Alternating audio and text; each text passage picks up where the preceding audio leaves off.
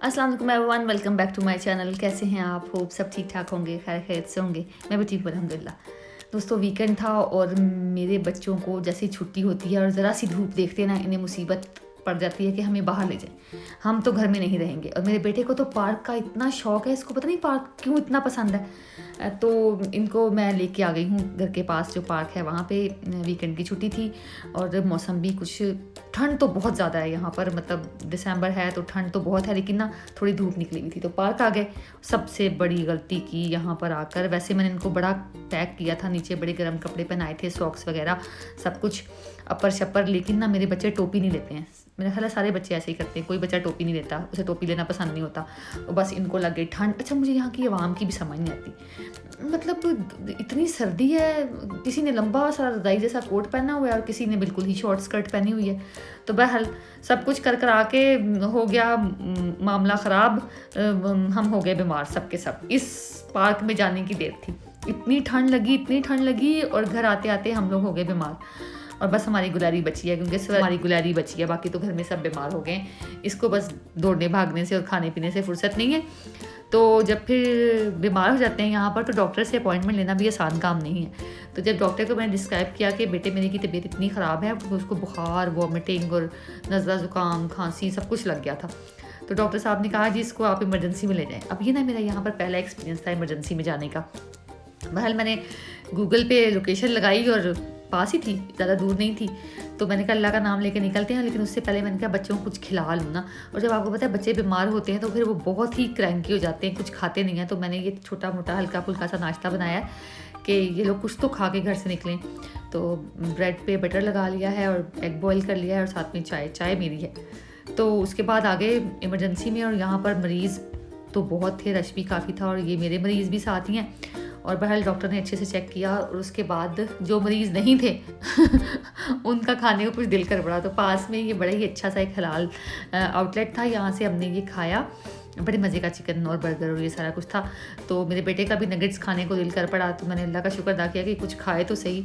उसके बाद ना मुझे एक बड़ी टेंशन थी। मेरे घर में ना एक छोटी सी गेट टुगेदर है, ये कोई 8-9 लोगों की। तो चाहे लोग कम हों या ज़्यादा, तो आपको प्रेप तो करनी पड़ती है ना। तो ये मैंने सारी उसकी शॉपिंग की है, उधर से मेरा बेटा बीमार था, उधर से ये शॉपिंग और ये सारा काम। एक स्ट्रेसफुल वीकेंड था ईमान से। तो अभी मैंने ये सारे बर्तन जो है ना ये पहले से सेट कर लिए हैं कि किस चीज़ में क्या कुछ डालना है, सैलड्स और मीठे और मेन कोर्स और सब कुछ, क्योंकि और मैंने ऊपर उसके स्टिकर्स भी लगा लिए हैं। इस तरह ना मुझे आसानी होती है, क्योंकि आपको पता है यहाँ पर सारा कुछ खुद ही करना होता है, उसको खुद ही मैनेज करना होता है। अगर मेरी अम्मी ये देख रही हो ना तो वो बड़ी प्राउड फील करेंगे, क्योंकि उनको लगता था कि मैं कुछ नहीं करती हूँ, मैं सिर्फ खाना पकाती हूँ, बाकी सारे काम जो है मुलाजिम करते हैं, ये सेटिंग और ये और वो। हालांकि यकीन करें ये सारा कुछ मैं वहाँ पर भी मैं ही करती थी हाँ, बर्तन नहीं धोती थी बस मैं। तो अभी तो सब कुछ खैर मैंने किया। उसके बाद ना मुझसे डिसाइड ना हो कि मैं खाना डिस्प्ले कहाँ करूँगी।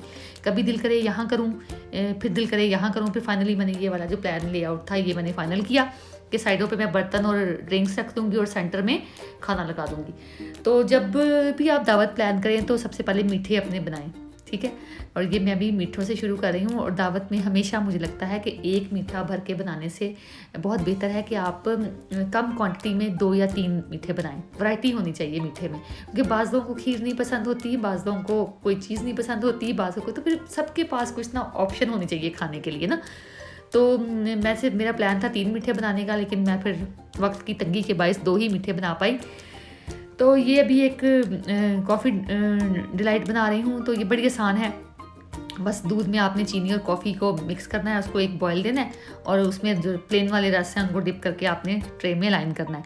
फिर आपने विपिंग क्रीम को विप करना है, उसमें शुगर और कोका पाउडर डाल के। दैट्स इट, इतनी सी रेसिपी है। उसके बाद आपने ये जैसे मैं लेयरिंग कर रही हूँ उस तरह लेयरिंग कर देनी है। मेरी इस डिश में 3 लेयर्स जाएंगी रस की और 3 क्रीम की ना, तो ये फिल हो जाएगी। और ये काफ़ी होती है, 8 लोगों के लिए काफ़ी थी, क्योंकि दूसरा मीठा भी था, खीर भी थी, वो मैंने पहले से बना ली थी। उसकी रेसिपी मैंने पिछले अपने दावत वाले व्लॉग में बड़ी डिटेल से शेयर की है, वो आप चेक कर सकते हैं, उसका लिंक मैं डिस्क्रिप्शन में डाल दूँगी।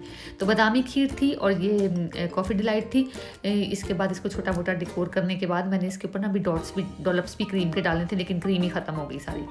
Anyways no problem, no worries तो इसको अभी मैं रैप करती हूँ और रखती हूँ और बाकी काम की तरफ चलते हैं। दोस्तों, जब आपने दावत करनी हो ना तो आप इतनी अच्छी दावत करें कि मेन्यू में वैरायटी हो, ताकि जिन लोगों को, कुछ लोगों को मीट पसंद नहीं होता, कुछ लोगों को चिकन पसंद नहीं होता, कुछ लोगों की कोई पसंद है, तो मैंने सारे टाइप के मीट इसमें ऐड करने की कोशिश की है।